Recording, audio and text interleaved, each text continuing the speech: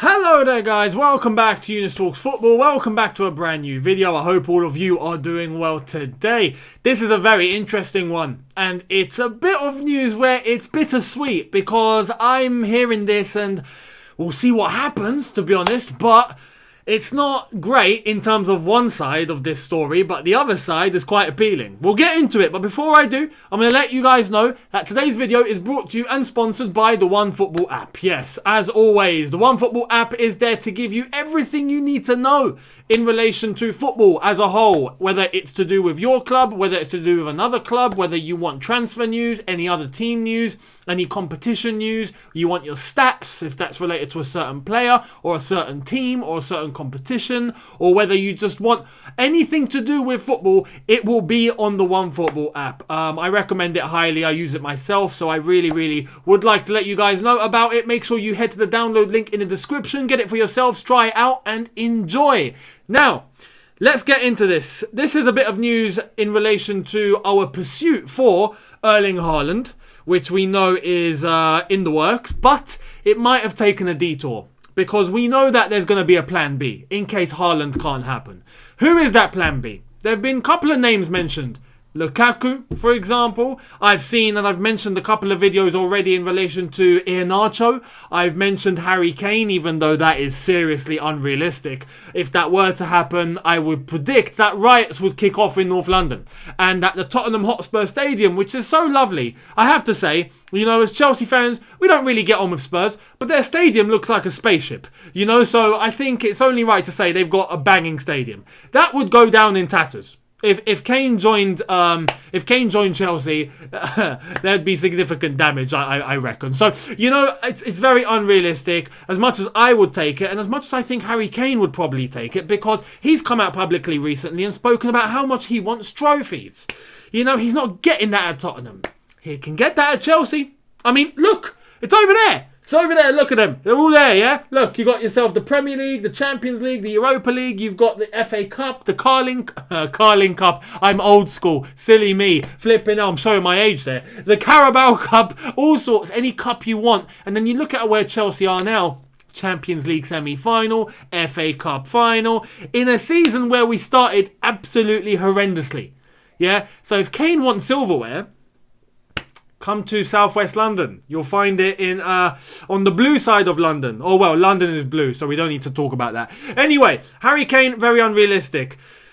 There's this little piece of news that I want to show you guys now, because there's been a certain development, and it's leaning more towards Romelu Lukaku for a certain price. Let's check this out.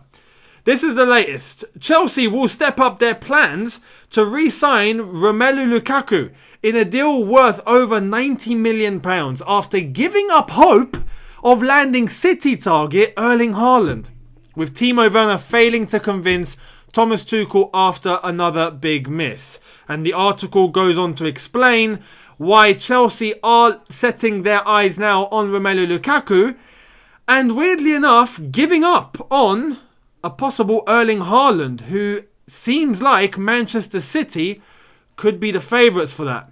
It's weird. It's weird because, yes, when you look at it, Erling Haaland, who are the favourites for Erling Haaland? You'd be silly if you didn't say Man City. But Chelsea have a good chance. When we spoke about all the clubs that were interested in Erling Haaland, we've mentioned Manchester City, Chelsea, Man United, Barcelona, Real Madrid. If I'm not mistaken, those are the teams that are in for Erling Haaland and that Mino Raiola would begin to have conversations with, to start negotiations, to see the the projects of each club, the ambitions, the plan, where is he going to suit best. When you look at all of the options on the table, Chelsea and Manchester City are the two teams that have everything you'd need. Everything you'd need. Whether it's good money, whether it's a good project, whether it's in the best league, because we are in the best league, whether there's going to be teammates around that will be able to take him to the next level, and vice versa, good managers, silverware contention. But, I mean, other teams have silverware contention, other teams have history. You look at Real Madrid, for example, but if you're looking in terms of trying to take it to the next level, trying to sell the project, what's the project? It's not as good as being able to advertise against a Manchester City or a Chelsea that, on top of what Real Madrid have, compete in the toughest league in world football. Or have unlimited funds in order to go and add to the project after Haaland comes. Bring more players in that are going to try and take the team to the next level. Real Madrid, you heard Perez himself come out and say, we need the Super League because if not, I can't afford Mbappe and I can't afford Haaland. Flipping hell. He only goes and signs flipping David Alaba, yes, on a free transfer, but giving him a 30 million euro signing on fee and paying him 12 million a year. Clearly you're broke. Anyway, so Real Madrid, in terms of that, I don't think they'll be in the contention of being able to add to the project like a City or Manchester City. Like a Chelsea or Manchester City, sorry. I just think that those are the two teams.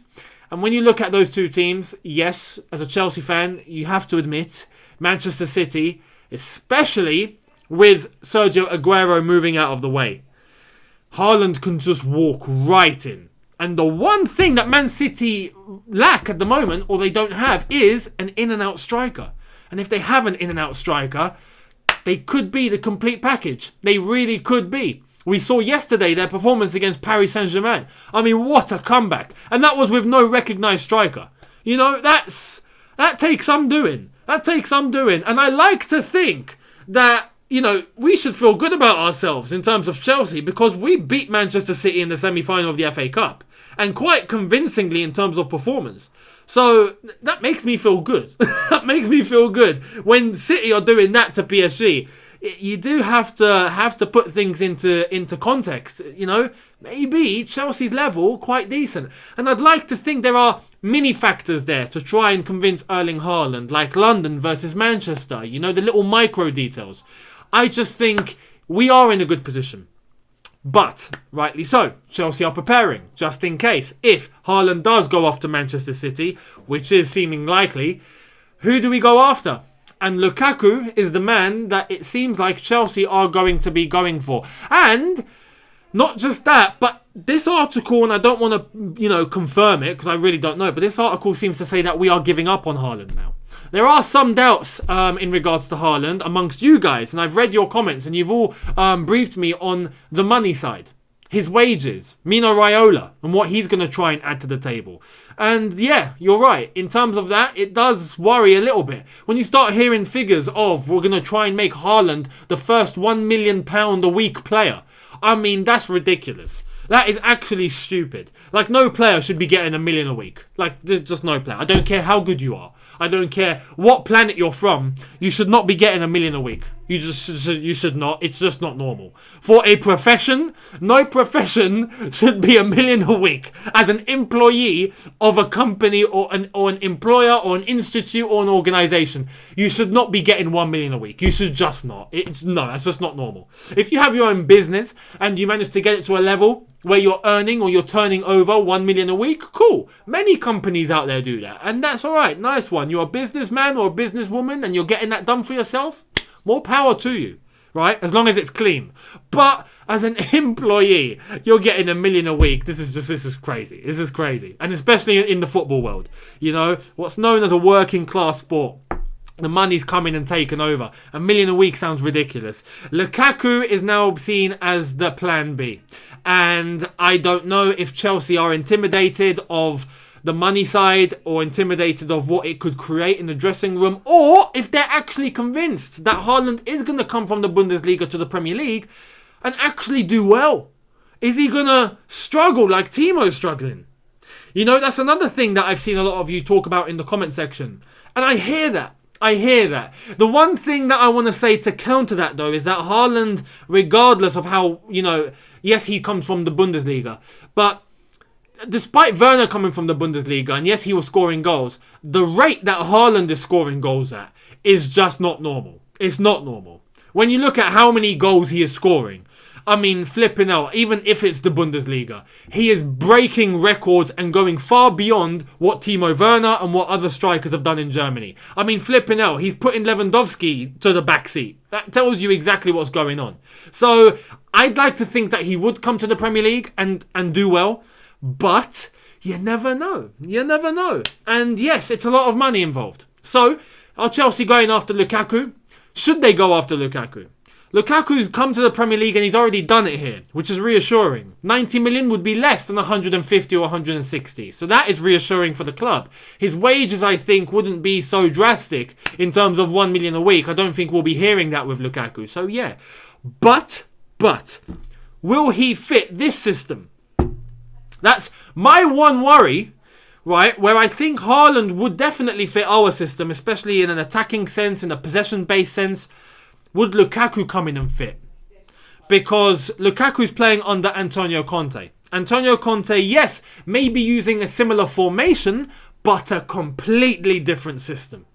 If you look at the way that Chelsea play and the way that Inter Milan play, two different methods. Two complete different methods. One team, Antonio Conte, and we would know because he was our manager, likes to play in a slightly defensive manner, likes to play in a counter-attacking manner, likes to play by not really having much of the ball. But when you have it, you go for it. With Chelsea, we like to keep the ball. We like to attack. We like to defend by attacking. And we seem to be robust because we know how to keep the ball. I'm not so sure if Lukaku is someone that is ball playing. That is someone of a striker. I know he can hold up the play. I know he can go on some great runs. But is he someone that you can link up with? Is he someone that can move into good positions and pass the ball and move and have a lot of turbulence about their game? I'm not so sure. So this is where I'm sitting. I'm on the fence. Should we go in for Lukaku? Or should we go in for Erling Haaland? If we can't get either, who should we go for? It's a bit of a struggle.